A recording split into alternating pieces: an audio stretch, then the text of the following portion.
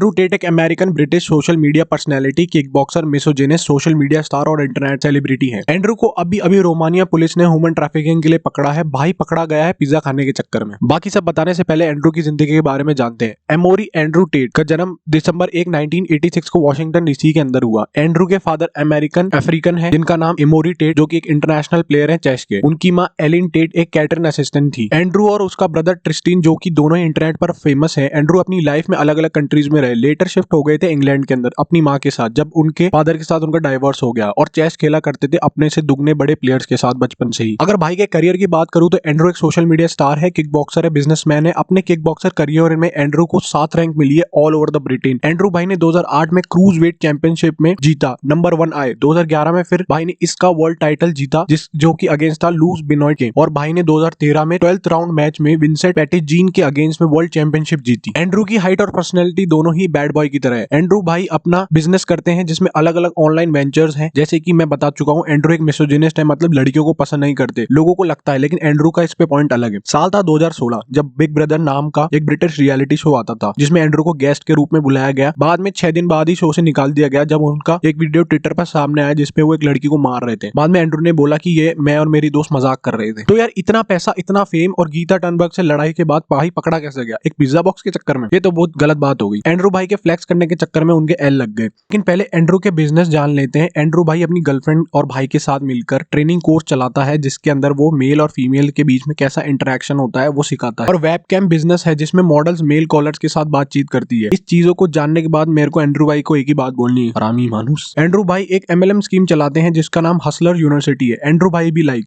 Hello, अगर तुम्हें मेरे जैसे पैसे कमाने हैं तो 8:30 बजे पहुंच जाना। मेरी जैसी बुकाटी चाहिए तो, ठीक है? मैं टेट बोल रहा हूं, Andrew Tate.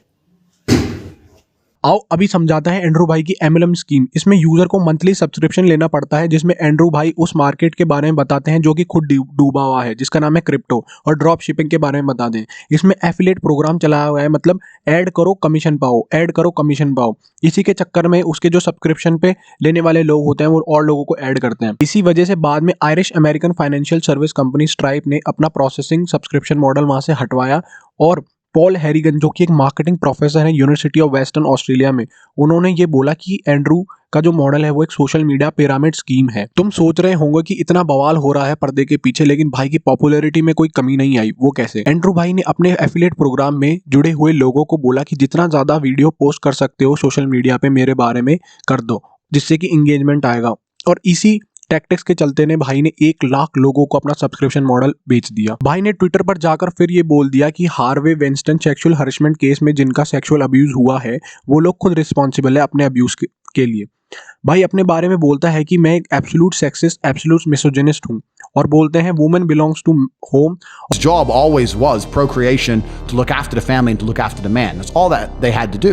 And the man would go out there and risk his life and spend his time building the modern world. भाई 2022 के अंदर डोनाल्ड ट्रंप कोविड से भी ज्यादा सर्च हुआ है इंटरनेट, जब व्हाइट रिबन कैंपेन, जो कि एक नॉन प्रॉफिट ऑर्गेनाइजेशन है, उसने बोला कि एंड्रू की ऐसी बातों से यूथ का दिमाग खराब हो रहा है। टेट ने बोला कि मैं एक कॉमेडिक कैरेक्टर हूँ और लोग फॉल्स नैरेटिव बनाए रखते हैं मेरे बारे में। इंटरनेट पर मेरे बारे में बहुत सारे वीडियोस हैं जिसमें मैंने वुमेन्स को प्रेज भी किया है, वो क्यों नहीं देखते तुम लोग जाके। भाई के पास 25 से ज्यादा सुपर कार्स हैं टोटल, जिनकी कीमत $5.2 मिलियन है, और पूरी नेटवर्थ $360 मिलियन है। इन्हीं गाड़ियों के चक्कर में भाई की लड़ाई गीता टर्नबर्ग से हो गई। भाई ने ट्वीट किया कि मेरी बुगाटी इतना कार्बन एमिशन करती है और तुम्हारा ईमेल बताओ, बाकी कार की डिटेल में सेंड करता हूँ। गीता ने रिप्लाई करा smalldigenergy@geetalife.com, जो कि बाद में मोस्ट सैवेज और लाइक ट्वीट बन गया इंटरनेट पे। अगर मैं बैन होने की बात करूं तो भाई हर तरफ से बैन हो चुका है। भाई को फेसबुक, इंस्टाग्राम, ट्विटर से बैन कर दिया गया है, और उसी के चक्कर में इसने 5 मिलियन फॉलोअर्स खो दिए। बाद में टिकटॉक से भी बैन कर दिया गया, जहां पे इसके वीडियो 13 बिलियन टाइम चले थे प्लेटफॉर्म पर। जब एंड्रू को सब जगह से बैन कर दिया गया तो भाई ने अपना खुद का ट्विच अकाउंट बंद कर दिया और दूसरे प्लेटफॉर्म जिसका नाम था गेटर और रंबल पर शिफ्ट हो गए।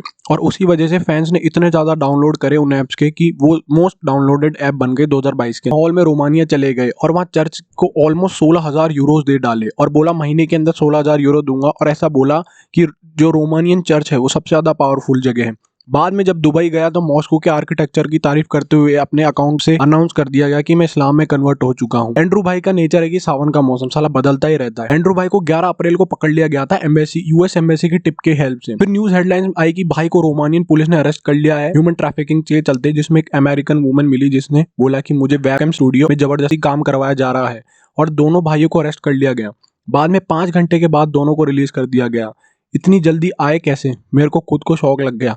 पकड़ा गया था कि घूस दे के बाहर आ गया था, हरामी मानू। फिर बाद में 2022 में जब 29 दिसंबर के पास पुलिस ने एंड्रू के 4 मेंशन जिनमें टेट पेपेरा, वॉलंटेरिया और बुचारेस्ट मेंशन पर सर्च वारंट के साथ सर्च किया, तो वहां पर उनको पता चला कि वहां पर लड़कियों का इस्तेमाल किया जा रहा है पोर्नोग्राफिक कंटेंट बनाने में, जो कि बाद में उसकी खुद की वेबसाइट पर सब्सक्रिप्शन मॉडल में सेल होने वाला। अब लेकिन एंड्रू लड़कियों को फंसाता कैसे था, यह भी एक दिलचस्प कहानी है। एंड्रू लड़कियों को ये बोलता था कि मैं तुमसे प्यार करता हूँ और तुम्हारे साथ सेटल होना चाहता हूँ, और उसके बाद उनको टेट को बनाए जाल से निकलना इम्पॉसिबल था। रोमानियन पुलिस ने ये बोला कि Andrew lover boy methods use करता था लड़कियों को फंसाने के लिए, ये लड़कियां भी ना हमेशा। अब एंड्रू और उसके भाई को अरेस्ट कर लिया गया है, लेकिन पहले तो एंड्रू पकड़ा गया था यूएस एम्बेसी की टिप के चलते, लेकिन इस बार पकड़ा गया था पिज्जा खाने के चक्कर में। एक पिज्जा ने साले को बर्बाद कर दिया। एंड्रू भाई ने जब गीता टनबर्ग को ट्वीट किया फोटो के साथ जिसमें पिज्जा बॉक्स था, जो कि जेरी पिज्जा चेन, जो कि एक रोमानियन चेन है, वहां से मंगवाया गया था, और उसी वजह से पुलिस को पता चल गया कि ये कहां पे है और उसकी लोकेशन के बारे में। और फिर कोर्ट ने बोला कि 30 दिनों तक इनको पुलिस कस्टडी में रखा जाएगा, और 4 जनवरी को उसके पेलेरा मेंशन से 11 कार्स उसकी सीज कर ली गई, जिनकी कीमत बिलियंस और मिलियंस में है।